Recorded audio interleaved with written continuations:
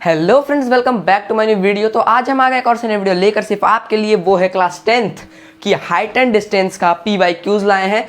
तो यहाँ पर 5 क्वेश्चंस करेंगे, बहुत सुंदर सुंदर से 5 क्वेश्चंस करेंगे बस। तो यहाँ पर इस क्वेश्चन को देखते हैं। ये CBSE 2014 बोर्ड एग्जाम में आया था। क्वेश्चन पढ़ते हैं। ए वर्टिकल टावर है, एक वर्टिकल टावर है ये एक, yes, on horizontal plane, yes, plane and is surmounted by a vertical flag. यानी कि इसके बोल रहा है कि इसके ऊपर एक, ये मान लो ये टावर है, इसके ऊपर एक फ्लैग सरमाउंट किया गया है। चलिए, हाँ, फिर इसका आगे क्या बोल रहा है? प्लेन जो है वो 70 मीटर अवे है। यानी कि प्लेन जो है ये 70 मीटर दूर है इससे। ओके, फिर यहाँ क्या बोल रहा है? फ्रॉम द टावर, हाँ ये हो गया, सॉरी। और जो देखने वाला बोल रहा है, on an observer notice the, ऊपर देखो एकदम फ्लैग का, देखो क्वेश्चन नहीं पढ़ते, मैं खुद से समझाता हूँ। यहाँ पर बोल रहा था कि जो देख रहा है वो बोल रहा है कि जो फ्लैग का एकदम टॉप से अगर वो देख रहा है तो वो नोटिस किया यहाँ से देखने पर उसका एंगल ऑफ एलिवेशन जो बन रहा था वो बन रहा था 60 डिग्री। और जब उसके बॉटम यानी कि वहाँ जहाँ से स्टार्ट हुआ है वो फ्लैग, वहाँ से जब वो देखा तो यहाँ पर बन रहा था 45 डिग्री। एकदम ऐसा ही डायग्राम बनेगा भाई। डायग्राम बन गया, कुछ चीज नहीं थी, एकदम लल्लू पुल्लू सा क्वेश्चन था ये। डायग्राम बन गया। अब क्या करना है सर? अब क्या करना है? अब कुछ नहीं करना है। अब इसे नाम दे दो सिर्फ एक। यहाँ पर A लिख दो, यहाँ पर B लिख दो, यहाँ पर C, यहाँ पर D लिख दो। ओके, बहुत ही बढ़िया। अब क्या करें? पहले A देखो, अब यहाँ पर निकालना क्या है? पहले हाइट निकालना है टावर का, फिर फ्लैग स्टफ का भी निकालना है। तो पहले हाइट, टावर का हाइट निकालते हैं। तो टावर का हाइट निकालने के लिए ये ट्रायंगल लेना पड़ेगा 45 डिग्री वाला। तो यहाँ पर हम लोग क्या बोलेंगे? In triangle ABC। तो इन ट्रायंगल ABC क्या है? यहाँ पर बेस दिया हुआ है परपेंडिकुलर, यानी कि हाइट निकालना है। तो यहाँ पर क्या लेंगे हम? tan 45 लेंगे हम लोग, क्योंकि 45 है ना। यहाँ पर थीटा की वैल्यू क्या है? थीटा की वैल्यू 45 है, तो यहाँ पर 45 ले लिया। अब यहाँ पर बेस यानी कि AC अपॉन 70 क्यों लिया? क्योंकि यहाँ पर बेस क्या है? 70 है। अब tan 45 होता है सर 1, और यहाँ पर AC बाय 70 हो जाएगा। तो यहाँ पर AC जो है हमारा प्यारा AC निकल जाएगा 70। एकदम निकलेगा कि नहीं? ये भी क्या निकल जाएगा? 70 निकल जाएगा। कितना निकल जाएगा? 70। AC आ गया 70। सर ये AC तो 70 मीटर निकल गया। ये तो AC मीटर जरूर लिखना, मैं तो गलती से भूल गया लिखने, मीटर जरूर लिखना। तो यहाँ पर AC 70 मीटर आ गया। हाँ सर, अब AC निकल गया, यानी इसको मान लो H, इसको मान लो H और इसे मान लो X। तो यहाँ पर H हमारा क्या निकल गया? ये निकल गया, यानी कि AC ये निकल गया। अब निकालते हैं क्या?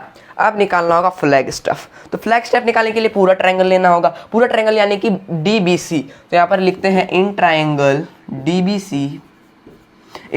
DBC, यहाँ पर कॉमा, फिर यहाँ पर कौन सा थीटा? यहाँ पर 60 है, और यहाँ पर भी बेस दिया है, ये निकालना है। यहाँ पर भी बेस दिया है, ये निकालना है। तो यहाँ पर हमें क्या लिखना पड़ेगा? यहाँ पर हमें एक तरह से यहाँ पर लिख दो H जो है वो 70 डिग्री, H 70 डिग्री निकला। अब यहाँ पर क्या करेंगे? यहाँ पर फिर tan 60 लेंगे। tan 60 इज इक्वल टू, पूरा लिखना होगा, यानी कि DC। तो हम लोग DC लिख रहे हैं, तो DC बाय BC एकदम। अब tan 60 होता है √3, और यहाँ पर हम DC को DA प्लस CA लिख सकते हैं एकदम। लेकिन हम ये इतना बड़ा नाम नहीं लिखेंगे, X प्लस H लिख देंगे बस। X प्लस H लिख सकते हैं कि नहीं? क्यों नहीं लिख सकते? X प्लस H मतलब पूरा, X प्लस H मतलब पूरा एकदम। अब X प्लस H, इसमें से H जो है, इसमें जो H है वो क्या है? 70 है सर, 70 है। अब ये जो BC है, ये BC को क्या करो? उधर भेज दो। या तो इसे एक इक्वेशन मान लो, या तो इसे एक इक्वेशन मान लो। ओके, समझ में आया? क्यों समझ में आया कि नहीं, ये बता मुझे पहले। समझ में आया? बहुत ही बढ़िया। तो यहाँ पर h निकल गया 70, तो नहीं h इस कहाँ बात कर रहा था मैं, तो यहाँ पर √3 इज इक्वल टू एक्स, या ये भी 70 हो जाएगा। तो यहाँ पर लिखते हैं √3 is equal to x plus 70 upon 70 हो जाएगा। फिर यहाँ पर ये चल जाएगा 70 √3 is equal to x plus 70, और अगर मैं इसे इधर भेजता हूँ तो यहाँ पर निकल जाएगा x is equal to 70 √3 minus 70। निकल जाएगा कि नहीं, निकल जाएगा कि नहीं, निकलेगा कि नहीं, सिर्फ ये बता दो। तो यहाँ पर x क्या निकल जाएगा, तो इसे हम कॉमन लेते हैं, तो यहाँ पर x निकल जाएगा, 70 कॉमन लेंगे तो √3 माइनस 1 निकल जाएगा।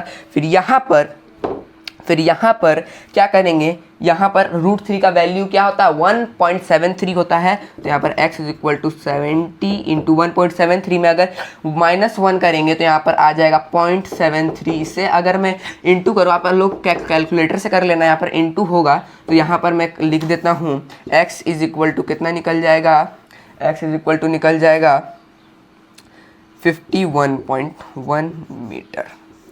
Okay, 51.1 metre. तो यहाँ पर हमारा x निकल गया 51, यानी कि फ्लैग स्टेप निकल गया 51.1 मीटर, और यहाँ पर 70 निकल गया h यानी कि AC। तो हमारा ये क्वेश्चन बन गया। चलिए